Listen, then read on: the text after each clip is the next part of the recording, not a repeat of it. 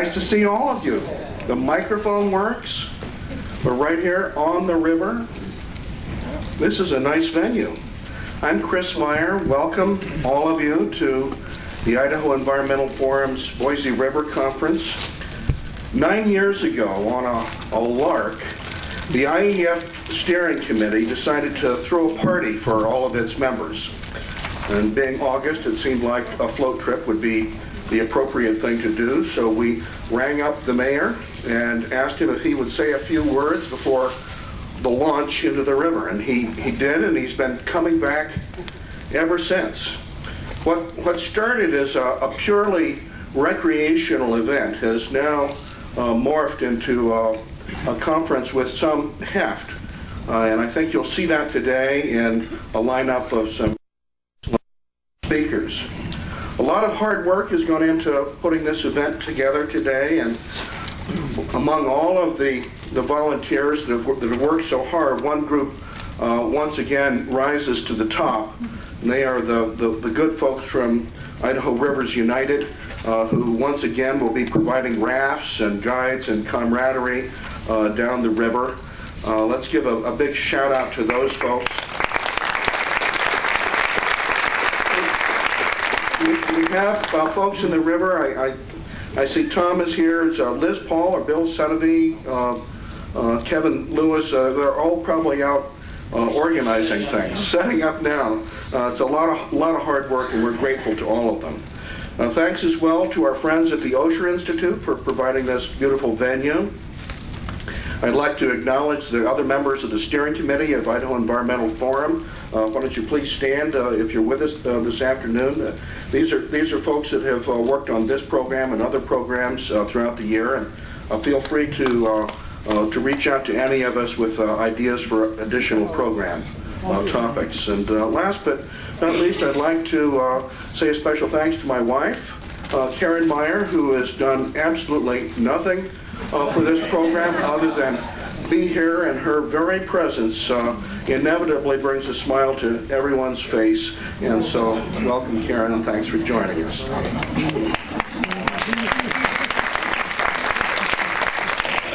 She's never missed a float trip. Speaking of which, we'll be stopping here, this program, about 4:15 this afternoon, so that we can head out to the river. There'll be shuttles out in front. Hopefully that will be a little bit better organized than the parking was when you first arrived. I apologize for that confusion. Apparently they were expecting us on September the 15th and had not given word to the ticket Nazis that have been blanketing your cars with tickets. For those of you that discover tickets, please bring them back and return them to the front desk, and they will take care of them. If not, I will represent you in court.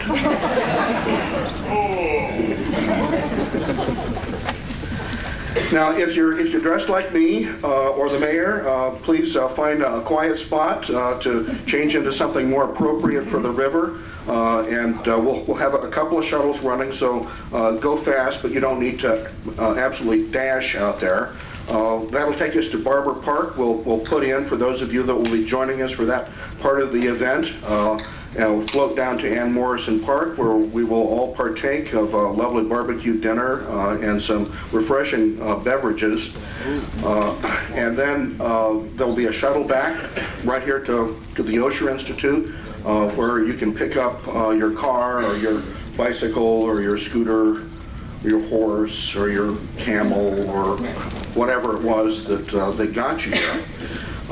That shuttle will be running from 7 to 9, so you don't need to dash for the first shuttle that you see. It'll be running continuously until 9 o'clock.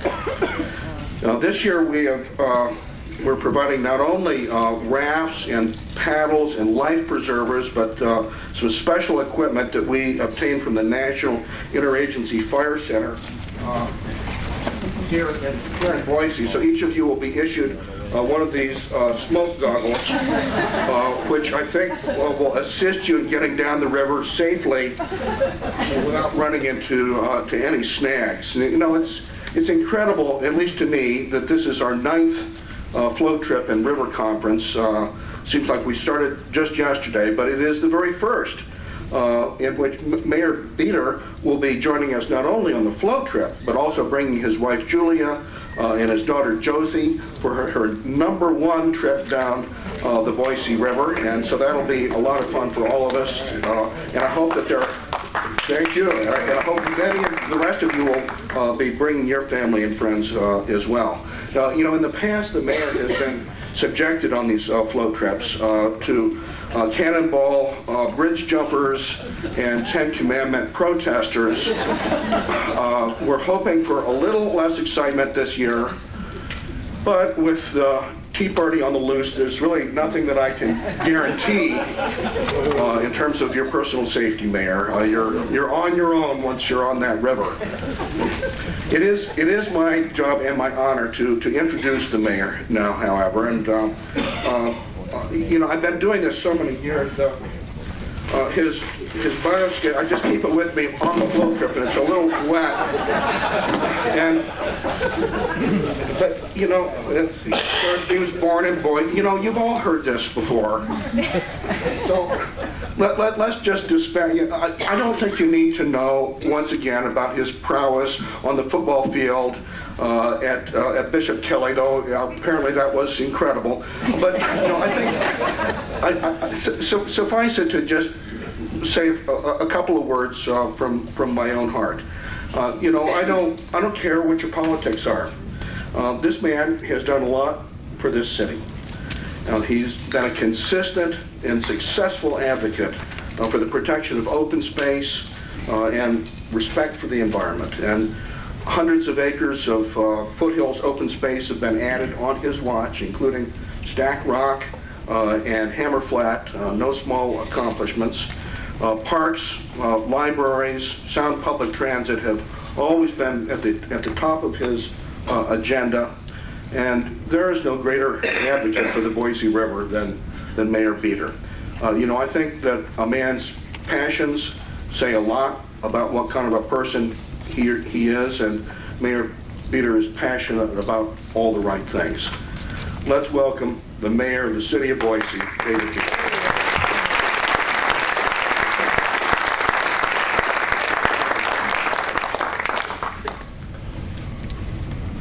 Well, good afternoon, folks. You never know what Chris is going to come up with, so it's always fun every year to see what he's got up his sleeve.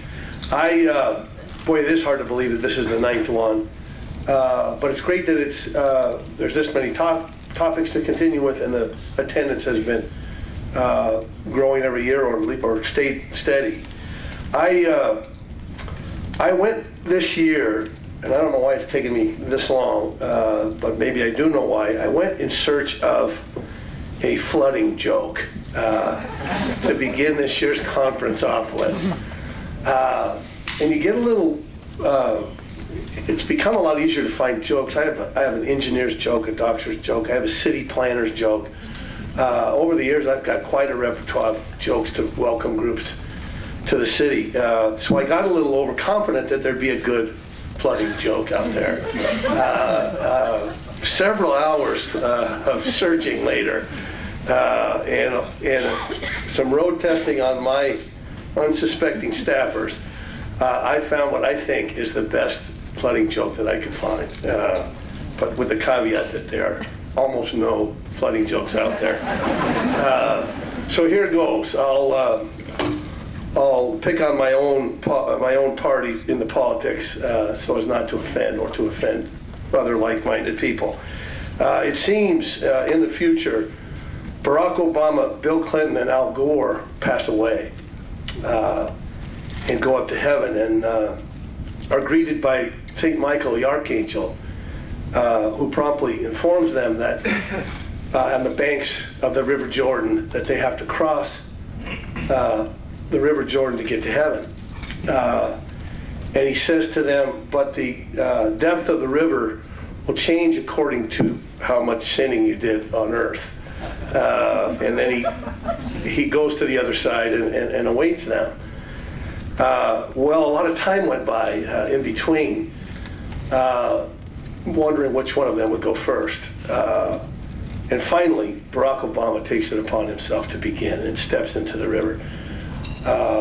well, promptly the river begins to rise, and it rises and rises. He gets farther in, but it rises and rises to his waist, to his shoulders, eventually up to his neck, and he's moving slow, but finally, after a lot of time, is able to see his way towards the other side. The river starts to come down.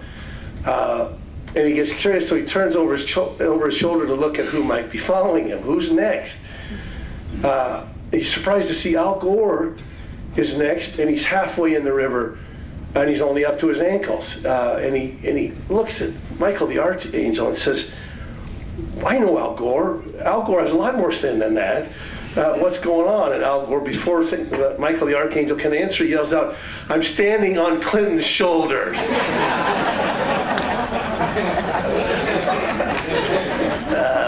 Thank you for laughing. I appreciate that. Because if that is the best flooding joke, you can imagine how bad the others are. It is quite an honor for me to be here, and a timely, important topic that you're considering today. While as hot as it is out there and as dry as it's been recently, from the vantage point of an August day, it's a little bit harder perhaps to remind ourselves that just this past year it was touch and go. There were a lot of concerns about what the river was going to do this year. So this topic is such an important one, and continues in the time that I've been here. I've signed several emergency declarations based on the height of the river, the depth of the river, and what the flooding potential looked like. So that's what's been so great about this conference, is every year when we thought we might have got to all the topics, we find one that's all the more important, and we in the city are so pleased that this is the topic this year. The documents at the Idaho State Historical Society describe what's likely the worst flooding of the Boise River in recorded history, and that's the 1862 flood. Homesteaders in the area described a spring runoff that swelled the river 2 miles wide from the foothills to the southern bench. The dams calmed the river but never totally tamed it, which is why on several occasions, that, as I said, I've signed emergency declarations. So it is very challenging. We do know the river will flood. I think we all at some level recognize that even if you could, that fully taming that is not a productive endeavor. So what do we do? How much do we try to mitigate those floods, and how much do we live with them? Where's the sweet spot in a wild, untamed river, and one that serves the uses and the citizens of our valley well? So again, I can think of no better topic than what you're considering today. I'm going to try to stay as long as I can before I have to sneak out, but I am, several members of, several employees of the city are here, and we're paying close attention. Because in a very real sense, not only those here, but all of us in the city of Boise and across the valley are depending on all of you and your peers to help us figure this out, to the betterment of not just those living now, but to those like my daughter, whose first trip we're going to have to get a chance to do, and her children. So here's to all that you do, and to another great year, and thanks, more than anyone, thanks to Chris Myers for starting this great conference and for keeping it going. Thank you very much.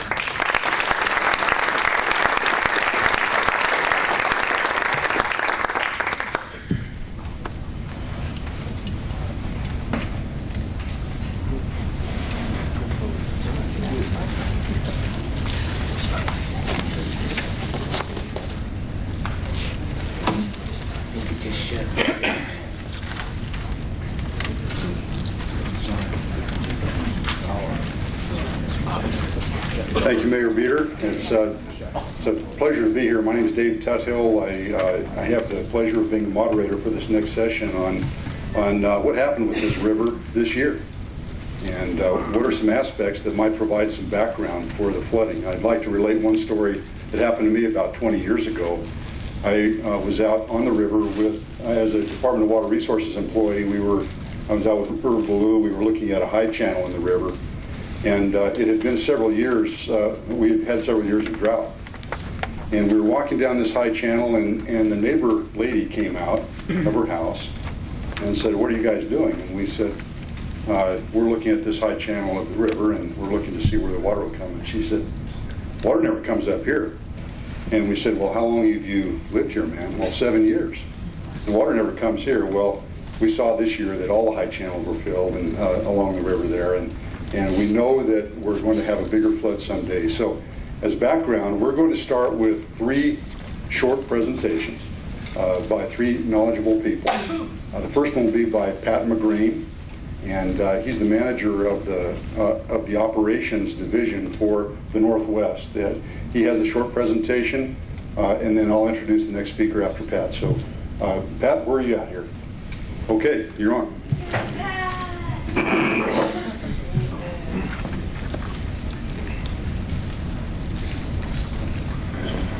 Hi, everybody. Thank you for inviting me. Yeah, I'm the manager of the River and Reservoir Operations Group for the Bureau of Reclamation in Boise, and we operate dams from Wyoming to the coast and from the Nevada line up to Canada. So we operate a lot of reservoirs. We see a lot of things. We operate flood control reservoirs in conjunction with the Corps, as well as do what's called informal flood control on reservoirs like Cascade and Deadwood. We operate Grand Coulee Dam, biggest hydropower facility in the United States, out of Boise, the Boise office. So I get to see a lot of things. I have a great job. There's always something happening. And but one thing I got to tell you is that the basin I worry the most about is, of all the northwestern basins, we have over 50 dams in the Pacific Northwest, the Bureau of Reclamation does, is the Boise system. The reservoir operators and myself lose sleep over it every year. And I think I think my presentation will help explain why.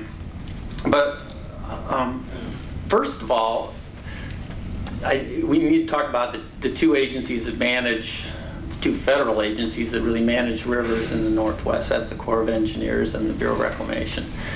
And the Boise system has 3 major storage reservoirs. We're not going to count Lake Lowell, but the 2 upstream ones, the 2 oldest ones, Anderson Ranch and Arrow Rock, are reclamation reservoirs built primarily for irrigation. So inherent in that is the idea that those reservoirs were built to be full or to fill up every year.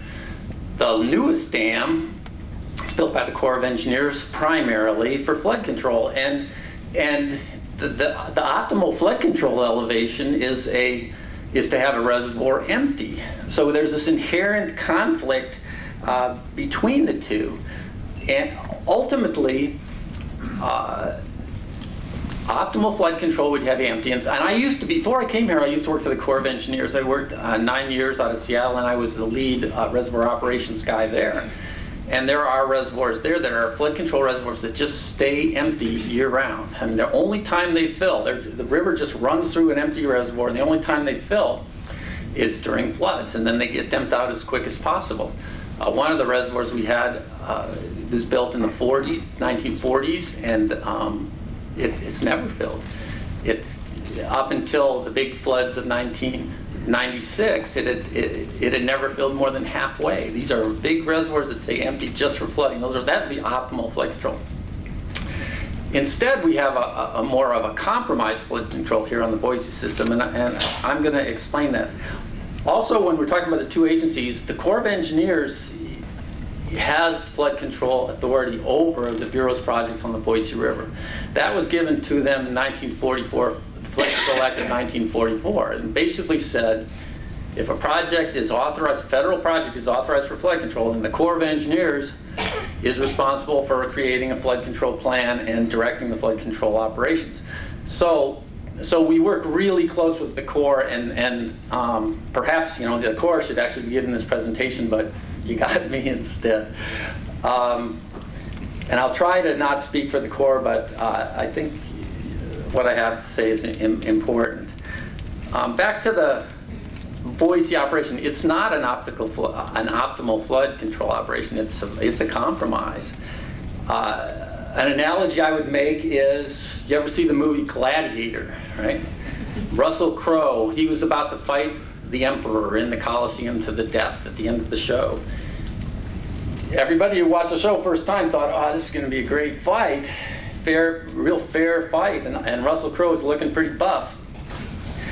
And going into and right before the battle, the emperor comes in, poisons him, and sticks him with a knife. And so you see the battle, and Russell Crowe's out there, and he's already dying before the fight even starts. And that's kind of what flood control is about on Boise. Come April, May, June. Okay, well, how did this come about? Well, remember, these two reclamation reservoirs were built primarily for irrigation. Now, Arrow Rock was completely built for irrigation. So there was an expectation they would fill. When in 1943 a big flood came down, Arrow Rock was full, and 25,000 CFS ran through the city of Boise. Well, that prompted the Congress to authorize this flood control project, Lucky Peak, 1946, to protect Boise, because these other two reservoirs just weren't doing it because they weren't built to protect Boise. And when they were doing the economics for that study, you get to have a federal project move forward, or at least it's possible to move forward a money-losing project, but generally you have to have your benefits exceed the costs.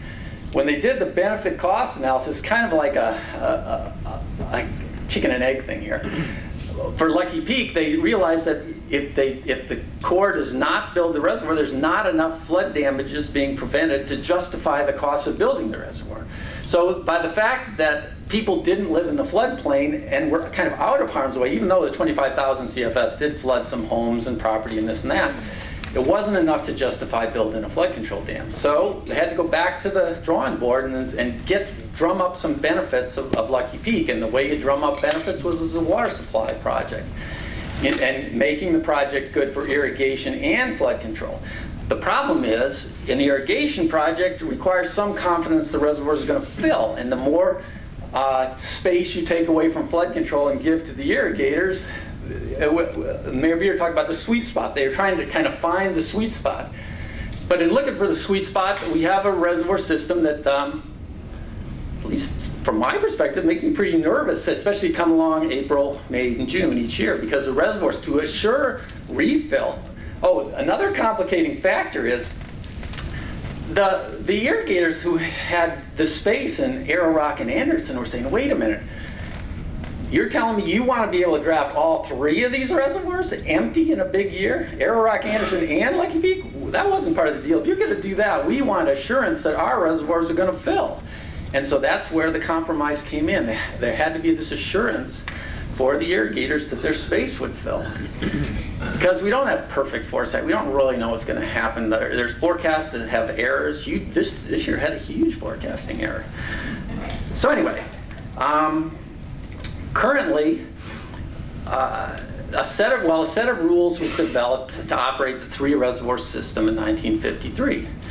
And the system was operated for over 20 years. And Cecil Anders, he saw the same situation we see now, a lot of high flows running through Boise. And he asked the Idaho Department of Water Resources to look into this. And they came up with it, and they said, examine the flood control operation on the Boise. This was in 1974. It's a great report. You can get it from the library. And they came up with a lot of conclusions of how the system could be better operated. And that was the basis for a request for the Corps of Engineers and Reclamation to change flood control operation. So the flood control curves were tweaked, and the water control manual was changed in 1985, but not a significant amount. So what do we have right now? We still have the 1985 plan. And this is it. This is what, there's a lot of charts, a lot of graphs, a lot of procedures to follow, but in a nutshell, here's what the plan is. And that is, you operate the three reservoir system with a 95% chance of refilling the space. It's not all irrigation space. A lot of it's the in-stream, the space that's used to run the winter flows through the city of Boise. So it's not all irrigation space. We operate with a 95% chance of filling that space. Well, that 95% is what requires the reservoirs to be pretty full come April, May, June. We try to keep the flows through Boise to 6,500 CFS, which is bank full, but it's an impossible goal. And the consequence of that is you'll have a flood of over 16,000 CFS through town with a probability of 1 in 100.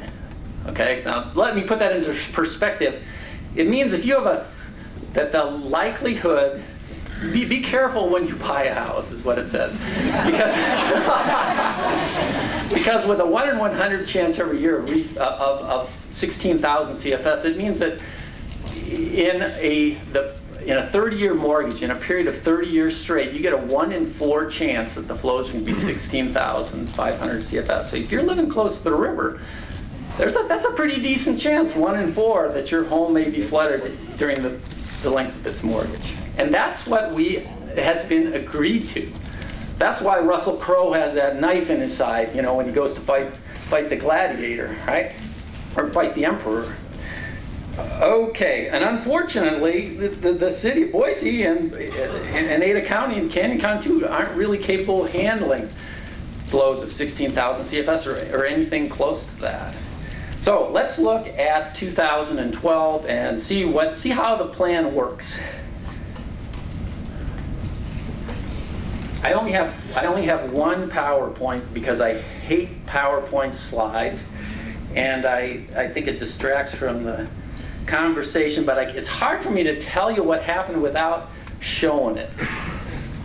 Unfortunately, our pointer doesn't work. Maybe I can point on this one because I'm... Okay. Okay, this I hope it doesn't seem too complicated of a graph, but just look at a few things. This is the elevation, this is the storage in the 3 reservoirs, Lucky Peak, Anderson, and Arrow Rock. Over here is the amount of storage. It goes almost up to 1 million acre-feet between the 3 reservoirs. Over here are the flows.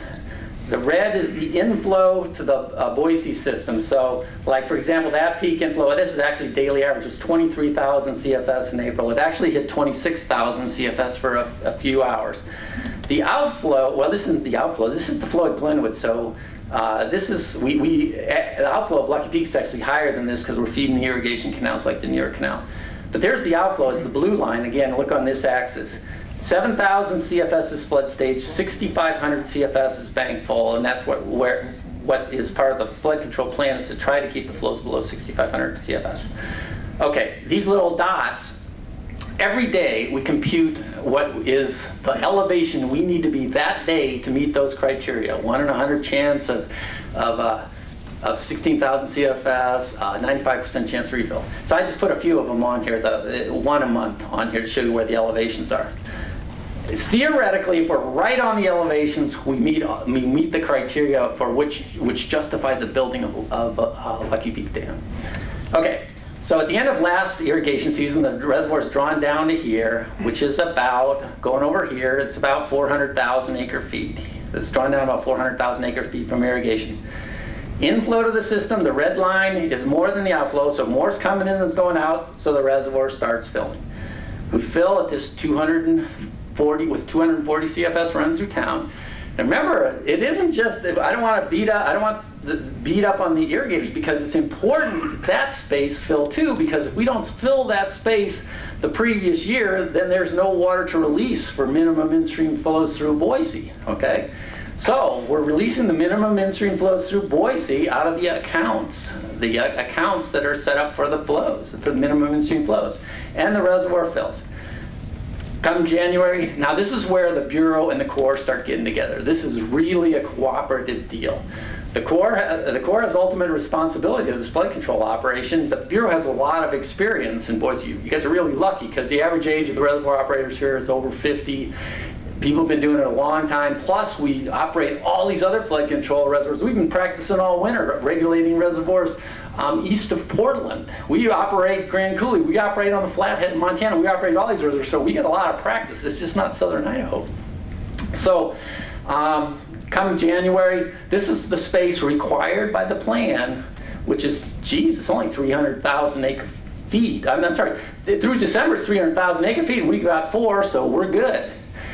At this point, I can't see that date, but recall that there was no snow this winter. Bogus didn't open until the 16th of January.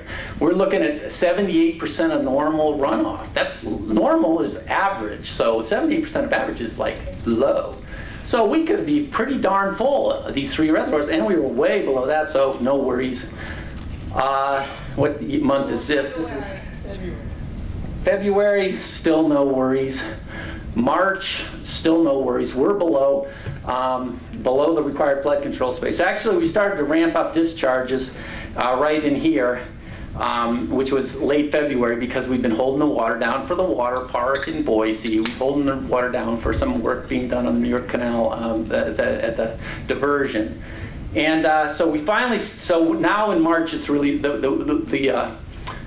snowpack's starting to build, and we're starting to get to normal, just normal. You know, the April forecast was 105% of normal. That's not much of for normal. And so in March, we started to ramp up the discharges. Can't find my, there we are.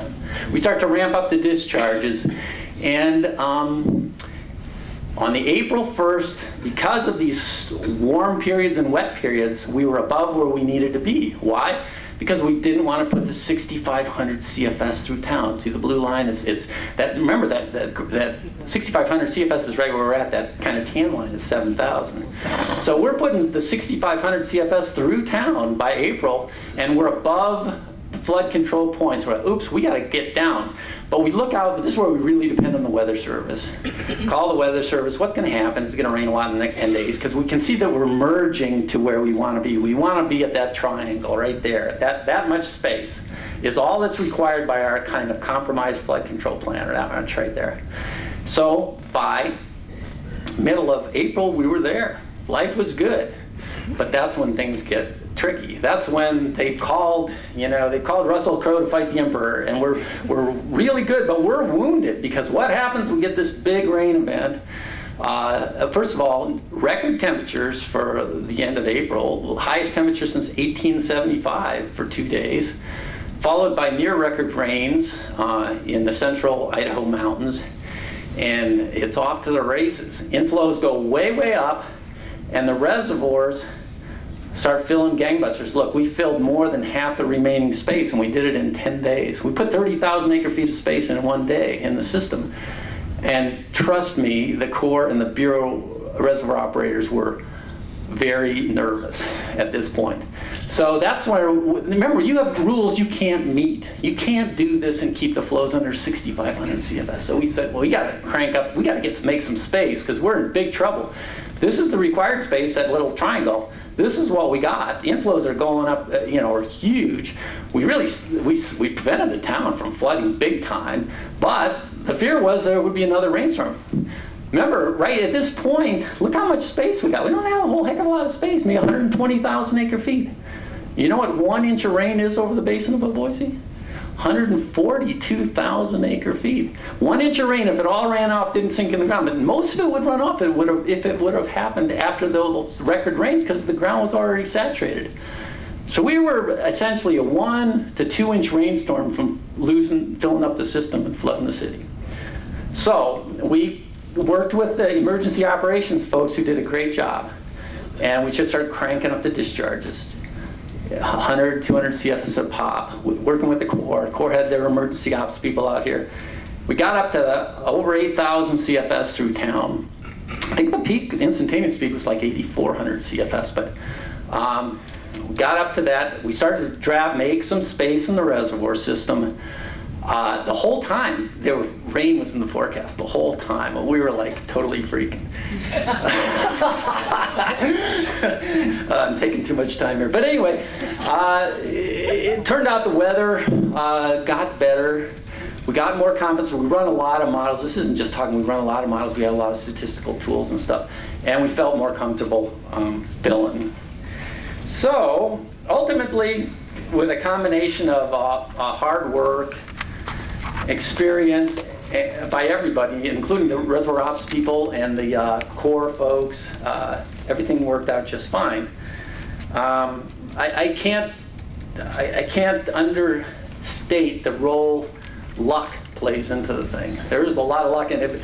If I had an hour, I'd tell you a ton of stories that you find quite interesting about luck.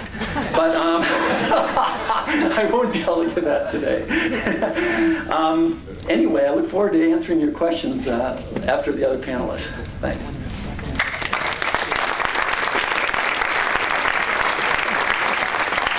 There's a guy who likes what he does. Thanks, Pat. Okay, stand by. No questions right now. There will be a chance for that. The question that we have for our next panelist is, what happens if the water gets a little bit high? And for that, we've selected in my view, the best boots on the ground engineer we have in Idaho, who's been out in the river, knows the people, knows the ground, and doesn't have a bio. So I just filled that in for you. Steve Sweet, please, Steve.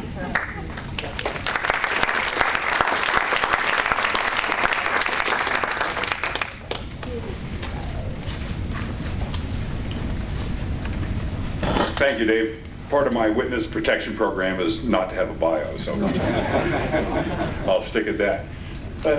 Pat painted that picture of here comes the water. I work with Flood Control 10 and Flood Control 11, so essentially from Barger-Matson, 52nd Street in Garden City down to the Snake River, I work with the 2 flood control districts. As the water started coming up this year, we asked ourselves, well, how are we going to flood? And there are 3 ways that we perceive that floods could happen around town. And we saw 2 of them this year.